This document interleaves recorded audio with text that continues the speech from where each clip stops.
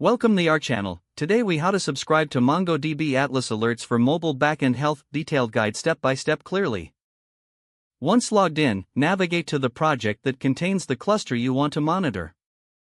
In the left-hand sidebar, click on Alerts. You'll see an Add Alert button or a similar option. Click on the Add Alert button to start creating a new alert. In the alert configuration window, you'll need to select the conditions that will trigger the alert. Choose the specific metrics you want to monitor, such as CPU usage, memory usage, or disk space. Set the thresholds for these metrics according to your requirements. Once you've configured the conditions, locate the Notifications section. Here, you can add a new notification method by selecting Add Notification.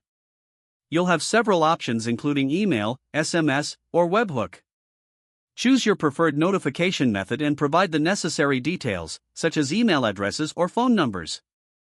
If you're using webhooks, input the relevant URL for receiving alerts. After adding your notification method, review the alert configuration.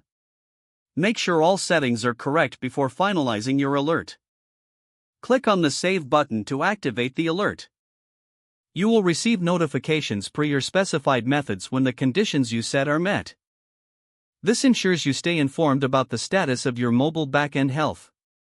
If the page does not load, refresh the browser or try again in a private or incognito window.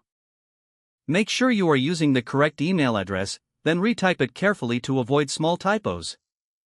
If your password is not accepted, use the reset option and create a new strong password you can remember.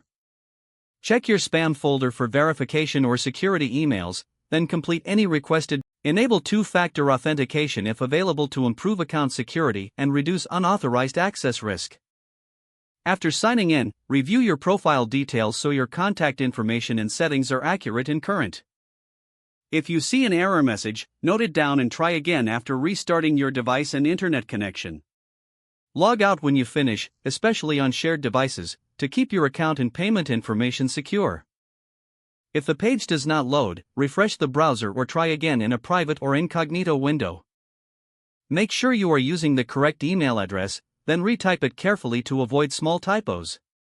If your password is not accepted, use the reset option and create a new strong password you can remember.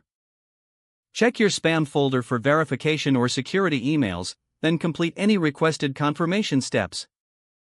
Enable two-factor authentication if available to improve account security and reduce unauthorized access risk.